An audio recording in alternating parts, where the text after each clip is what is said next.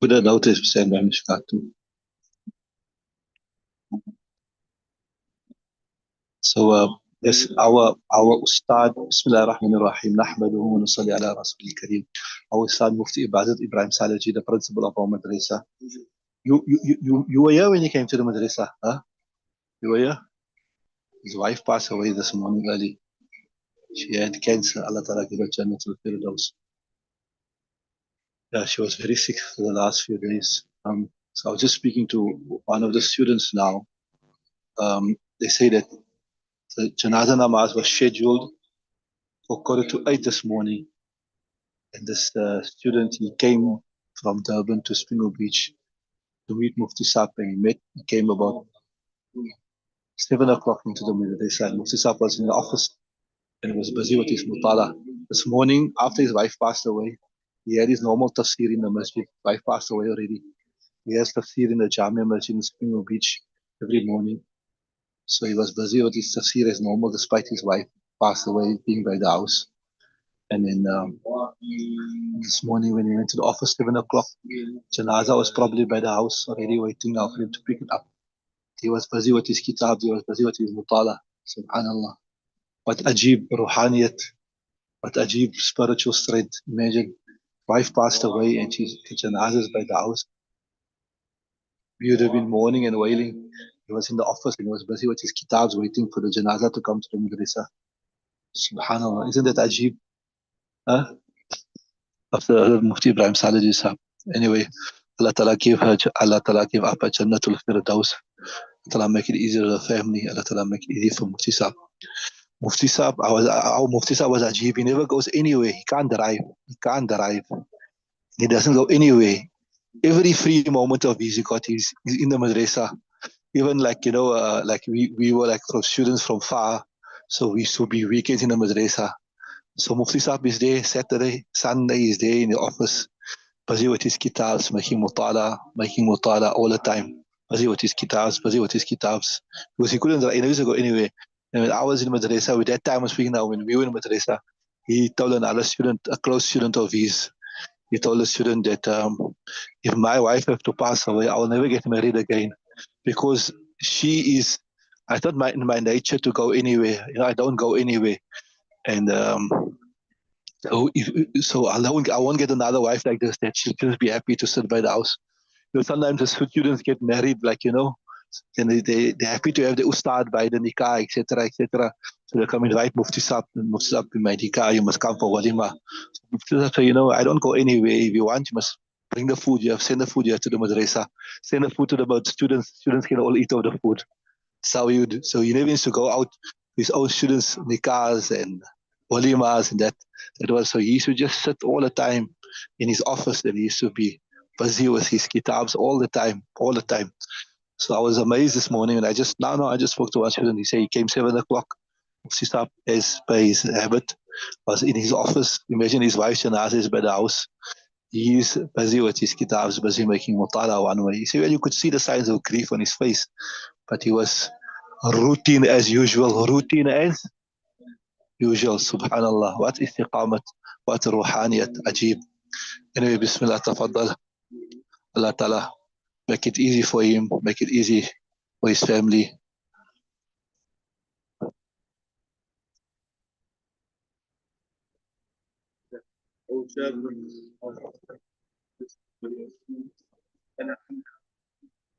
قالوا ماذا؟ قال أفلا كنتم آذنتموني؟ قال فكأنهم صغروا أمرها أو قال دلوني على قبرهم فدلوه فصلى عليها ثم قال إن هذه القبور مملوءة وظلمة على أهلها ينورها لهم بالصلاة عليهم بسم الله الرحمن الرحيم. عن أبي هريرة نريد ناثرة أبو هريرة أن امرأة سوداء, a woman dark in color, probably she was probably from Africa, or maybe she was maybe a freed slave. She was probably a free slave, whatever it was, right? كانت تقم. You got تقم. What's the meaning of تقم? You check the meaning. She used to look after the masjid. clean a masjid. Or shabun, or it was a young, or it was a oldish lady, or it was a young man. فقدها الرسول الله صلى الله عليه وسلم. Once Nabi Sallam فقد means to, it comes in the Quran also. وتفقد الطير فقال ما لي لا أرى الهدهد. And then as Sulaiman alayhi salam never find hudhud. وتفقد الطير. He found him to be absent. So that you can say, like you missed him. Okay, maybe like we say, I missed you. So you can, the proper way to say he found her to be absent. فسألها Nabi Sallam asked, was either the Rawi is not sure, was it a male or female? فسأل عنها أوهنوا. فقالوا, they said, Mata, this person passed away. So Nabi Sallallahu Alaihi Wasallam said, أفلا كنتم آذنتموني, why didn't you inform me that this person passed away? قال فكأنهم صخروا أمرها. So as those Sahaba Ikram, they صخروا أمرها, they thought insignificant her matter. So what it means here is, they thought like, okay, this is just a cleaning lady. Maybe she's just a janitor or something like that. She's not like a senior ranking Sahabi or something. She's just a normal cleaning lady, right at the bottom. So Nabi Sallallahu wouldn't really be so interested in her, whatever, right? Right. So whether it was فكأنهم صغروها أو أمرها فقال دلوني على قبره. They said, so Nabi Sallallahu said, Dalla, ya dullu, and Dulla Amr, Dulluni ala qabriha, show me where's her qabr. فدلوه, so they showed where's the qabr. فصلى عليه, then Nabi Sallallahu prayed by the qabr. ثم قال, then he said, إن هذه القبور, these qubur, مملوءة ظلمة, it is filled with darkness على أهل, upon his people. وإن الله ينورها لهم بالصلاة عليهم. Verily Allah Ta'ala, He enlightens it for them by my praying upon them. متفق عليه, and is that the متفق عليه riwayat. It appears in Bukhari Shareef and it appears in Muslim Shareef. وَلَفْظُهُ لِمُسْلِمٍ, but the words actually from Muslim Shareef. Before we look at the hadith, remember there's another hadith that says, الْمَيِّتُ كَالْغَرِيقِ الْمُتَغَوِّثِ. What is that? الْمَيِّتُ كالغريق المتغوث. Like they say in English, even a drowning person will clutch on straws. If a person is drowning, even if you put a straw out to him, well, the straw can't save him because it's too weak. But he's so desperate, he will even grab onto the straw. You understood? So what does the hadith mean? When a person, when he transits or he moves from this world to the next world, it's very, very difficult. And most people are short of a'mal. So they are heavily in need. They are heavily in need of your ithal sawab to help them sort out their matters. If they got debts, maybe your father passed away, Allah Ta'ala protect, your mother passed away, or you owed somebody something to fulfill those debts, or he never performed his salah to pay that fidya on behalf for the unread salats. And then in Jandas, like one is the deceased got the rights that he's owing to people, right? And the other one is general Isal Sawab, to recite Quran and send the reward, or to give charity on behalf. So like I told you, like our drowning person will grab on anything. You also will be in a dire situation. So that's why you have to do as much Isal Sawab as for your parents. ربنا اغفر لي ولوالدي وللمؤمنين يوم يقوم الحساب. ربنا اغفر لي ولوالدي ولمن دخل بيتي مؤمنا وللمؤمنين والمؤمنات ربي ارحمهما كما ربياني صغيرا. ربنا اغفر لنا ولإخواننا الذين سبقونا بالإيمان ولا تجعل. Allah Ta'ala give us the tawfiq to make a lot of isal. Even any good you do, even if you come here to class, you come to class, you listen online, and you're listening deen, you can make that intention, Ya Allah Ta'ala, that the sawab of pursuing knowledge, Ya Allah Ta'ala, send it to my deceased husband, send it to my deceased ustad, send it to my deceased parents, the reward of listening to the hadith, the reward of, according to us, the Ahl Sunnah wal Jama'ah, we say you can even send the reward of non-monetary ibadat, like learning, studying, making zikr. You can send the reward, right? So that was just a side note which I told you. So this, if you look at the previous hadith, there was a hadith also about somebody that passed away, and then Nabi Sallallahu Alaihi Wasallam missed her. Is this relating to the same incident or not?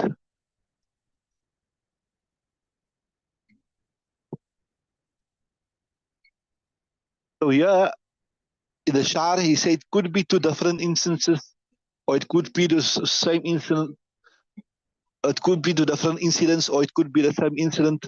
But the Shar is inclined to believe that it is the same incident because here you can see also the Zamair here accommodates for male and female, and the previous one I think accommodated for what was the previous one was? Was it male or female? Yeah, it was a male. The previous one was a male anyway.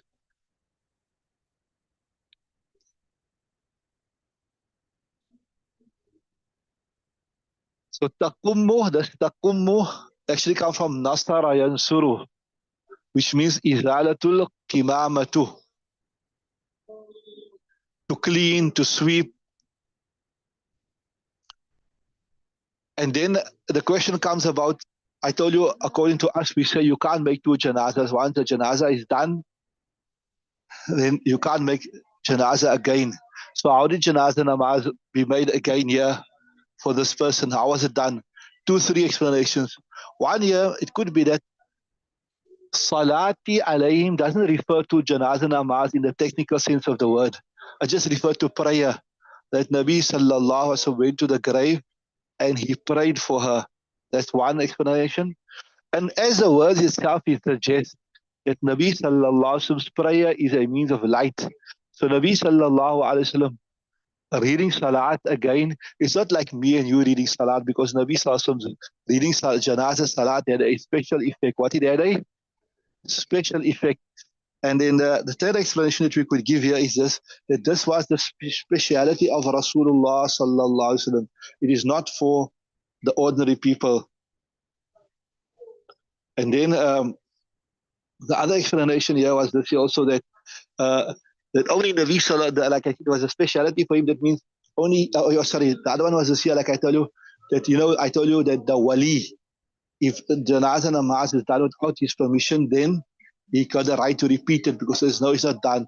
So we say that Nabi Sallallahu is the wali, and Nabi awla bil mu'minina min anfusihim, that Nabi Sallallahu is closer to you. He's the real true guardian. So when he was alive, he had the first right. He's the guardian. So because it was done without his permission, now he can, what you call it. So he can read it again.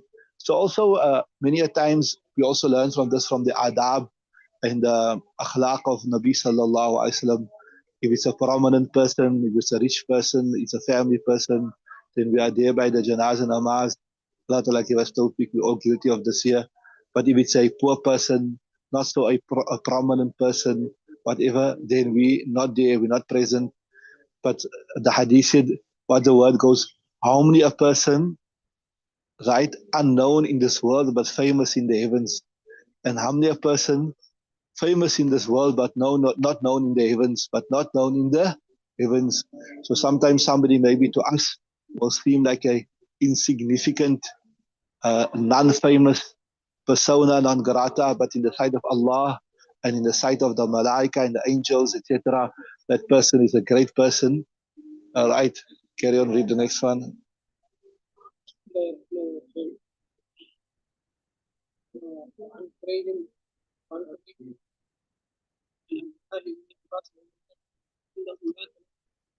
بحديد أو بعصفان فقال يا قريب انظر ما شرع له من الناس قال فخرجت فإذا Okay, Bismillah ar-Rahman ar-Rahim. An Quraib Mawla ibn Abbas.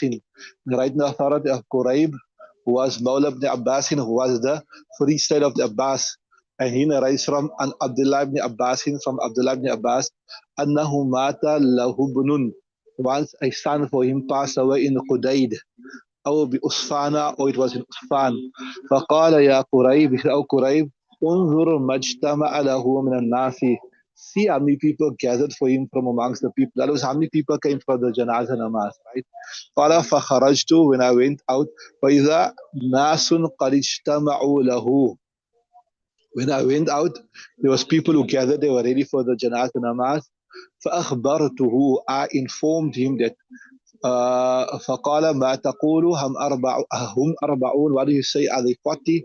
قال نعم. He said yes. قال أخرجوه. Okay, so now that you got 40 people, take out the janaza, right? فإني سمعت رسول الله صلى الله عليه وسلم يقول, because verily I had Rasulullah saying ما من رجل مسلم يموت, that no Muslim person passes away, فيقوم على جنازته, then they stand at his janaza أربعون رجلا, 40 people, that's 40 people are present. لا يشركون بالله شيئا, do not ascribe partners to Allah Ta'ala, they are true believers, right?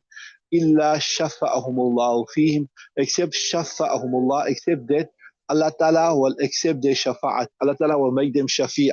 Because, you know, when the scale comes on fa'ala yafa'ala, means you do it to somebody else, and it has become muta'addi. So shafa'ahumullah, Allah Ta'ala will make them a shafi' fihi in him. Rawah Muslim. Okay, before I give the explanation, I want you to read the next hadith, because there's an explanation that relates to both of them. Read the next one. وعن عائشة رضي الله عنها أن النبي صلى الله عليه وسلم قال: ما من ميت تصلي عليه أمة من المسلمين يبلغون 100 كلهم يشفعون له إلا شفعوا فيه. رواه مسلم. Right, see, narrating authority was Aisha Siddiqa radiallahu ta'ala anha, and she in turn narrates from the Nabi Sallallahu. She said, Ma min mayyitin, there is no deceased person, تصلي عليهم أمة من المسلمين, that a group from the Muslims pray upon him. And here the prayer refer to what? Refer to the janazah namaz, right? يصلون يبلغون 100, such a group that they reach 100. كلهم يشفعون له, every one of them they intercede on his behalf. They pray for him the janazah namaz. إلا شفعوا, except that their intercession will be accepted فيه, with regards to him. رواه مسلم, Imam Muslim narrates this particular riwayat. So from this hadith and the previous hadith, if you put the two together, you see that that the more people there are by the janazah namaz, the better, because more people will be making dua for the deceased, and the more people that make dua for the deceased, the better, the greater chances that the dua is accepted. Right? Are you with me? One. Number two, the previous hadith speaks about 40, and this hadith here speaks about 100. Now, whenever you study the hadith, when you get like outwardly contradictory numbers, outwardly contradictory, there's some generic answers you can give. You can generic means it only apply to this. You can use it all over wherever you see there's contradictory numbers in the Arab in the hadith. One explanation is this here: you say that the same answers I told you wherever, that initially maybe Nabi Sallallahu Alaihi Wasallam said it, Allah Ta'ala said it must be like, you know, that famous hadith that where Nabi Sallallahu Alaihi Wasallam said that if a person got 3 daughters and then he grows them up properly according to Islam and he teaches them well and he gets them married, he will get Jannat. Then another Sahab said, Ya Rasulullah, what about the person who got 2 daughters? And Nabi said, okay, yes, okay, 2 daughters. Then another person said, maybe he had 1 daughter. Ya Rasulullah, what about the person who got 1 daughter? Then Nabi said, okay, 1 daughter also. Then you will still, right? Go to you get Jannat, right? So so the generic answers to these type of things, I'm going to give you 2-3 generic answers that you can apply if you get this question in the imtihan. One is that initially Allah Ta'ala told Nabi Sallallahu Alaihi Wasallam must be 100, but then Allah Ta'ala made it even easier. He said, okay, even if it can't be 100, at least it's 40. So that is like you can say nasikh mansukh, right? That's one. Another answer is this here, that in Arabic, if you study Arabic, you see a lot of times adad is not murad, but takfir is murad. What? Adad is not murad, but what? Takfir. That you just say like, is it 10, 20 people there? Like how we say even. So basically the hadith means is if there's a good number of people and they attend the janazah, salah, etc., then inshallah through the barakat of all of their du'as, etc., Allah Ta'ala will accept the dua, right?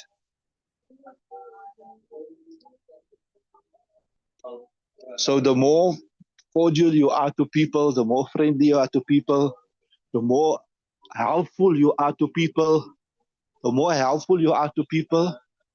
the day you're not there, people will miss you. And they will then obviously come to your janazah, they will make dua for you, etc., etc. The more helpful you are, humanitarian, you are activist, you help people. Allah Ta'ala make it such that we also, people will miss us, that we are not there, they will pray for us. You mustn't say, oh, good riddance to this person. Read the next riwayat. عن انس رضي الله عنه بجنازه فأثنوا عليها خيرا. فقال النبي صلى الله عليه وسلم وجبت. فأثنوا عليها شرا. فقال وجبت. Right. قال عمر. Okay, stop there. Bismillah ar-Rahman ar-Rahim. Narrated on the authority of Hazrat Anas radiallahu ta'ala, he said, Marru bi janazatin. Once they passed by a janaza, maybe Nabi sallallahu alayhi wasallam and some Sahaba ikram, they passed by a janaza, right? They passed by a janaza. فَأَثْنَوْا عَلَيْهِ. So the people praised upon the deceased person. They said, MashaAllah, good person. You know, actually, I was telling you earlier that like if you good to people, you're kind to people, they will attend your janazah, they'll make dua for you, and they will also say good things about you. And saying good things about you is a good omen.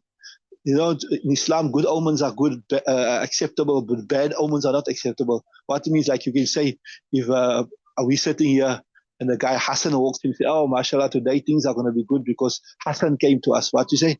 Hassan came to us, right? So like that's a good omen. But to say, oh, I saw a bad cat today, so today my day is going to be bad, my day is going to be bad luck, that's a bad omen. So in Islam, you don't take bad omens, you only take good omens, right? So when people praise upon a janazah, that's a good omen. It's a good omen, right? فأثنوا عليه خيرا. فقال النبي صلى الله عليه وسلم وجبت له. ثم مروا بأخرى. Then they passed by another person. فأثنوا عليه شرا. Then they mentioned something. Oh, this guy here, he was not such a good guy. فقال وجبت. This has become wajib. Something has become compulsory upon him.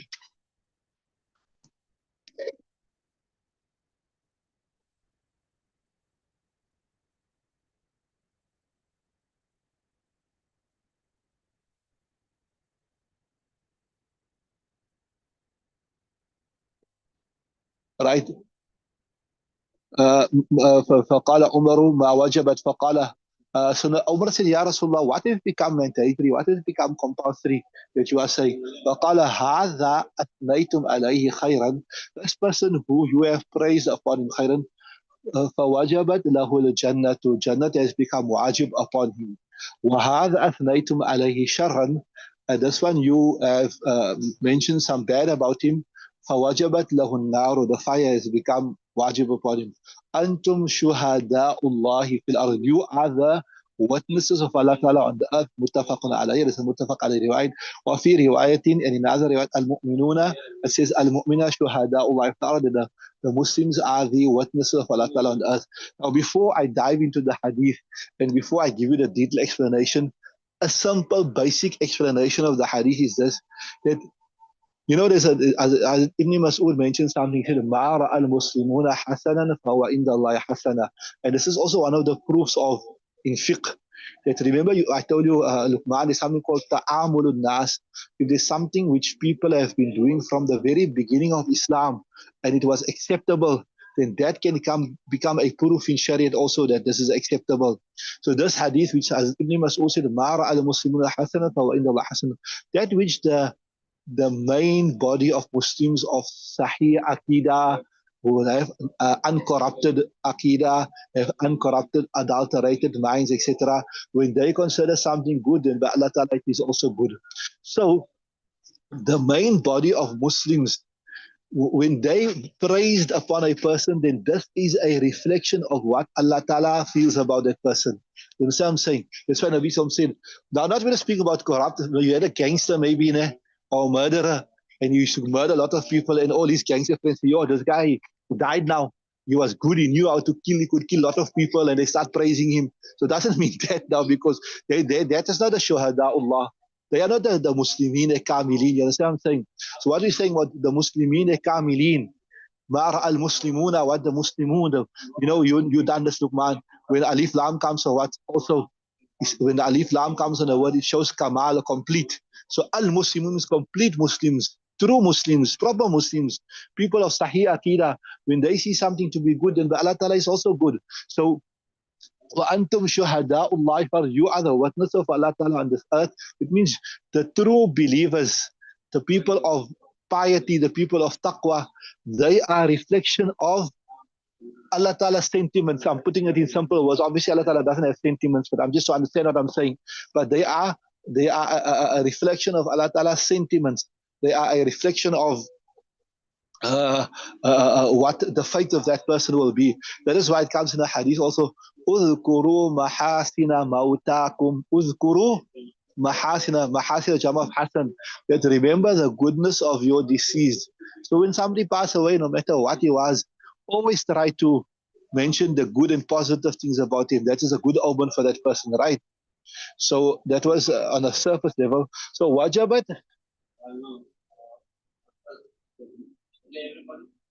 So what that means, if what you are saying about this person, that he's a good person, he was a pious person, etc., then inshallah subhanahu wa ta'ala, if it is as you are saying, then inshallah you will enter Jannat. That means the death was good for him.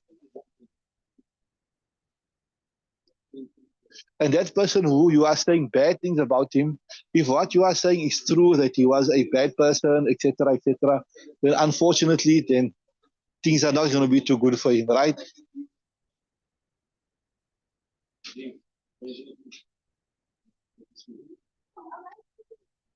So does it mean that what the people say is certain? It's certain. Just one moment, just we almost finished. We're going to break now. Because remember, there's also hadith where Aisha Siddiqa radiallahu ta'ala, where a small child passed away. So Aisha Siddiqa said, Usfurun min asafiri jannah.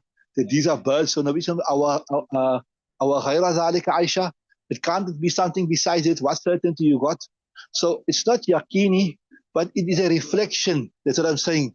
You can't say it's yaqeen, but it is a reflection of what the fate of that person will be.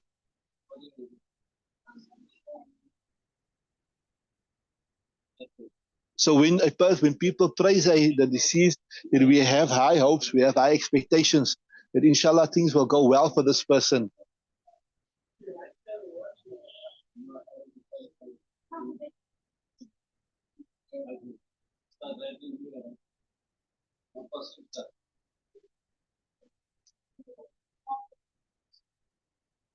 So it is not actually the words of a person or his praises that will take you to Jannah, but rather the praises of the people is a reflection of, that's what the hadith is saying, وَأَنْتُمْ شُهَدَاءُ اللَّهِ فِي الْأَرْضِ. It's a reflection of what the reality is. And the reality is by Allah Ta'ala. You understood what I'm saying?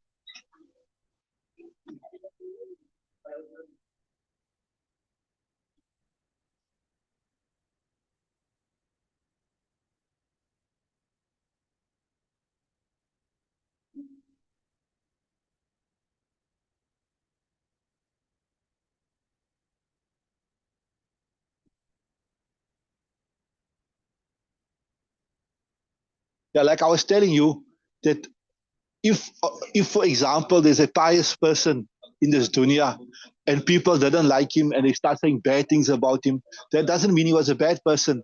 And on the contrary, if a person was an evil person, he was a bad person, according to the Islamic parameters, according to Islamic definitions, and people start praising him. So then you guys say, no, antum shuhada Allah fil ard.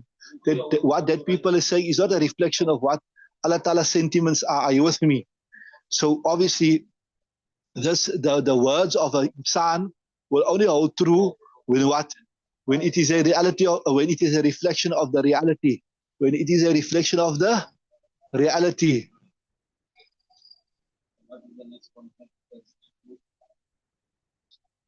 So yes, when it comes from the proper place and it is in moderation, then yes, it is a reflection of what the fate of that person will be. Okay, let's stop there, inshallah. We'll continue tomorrow. You can carry on to the bathroom.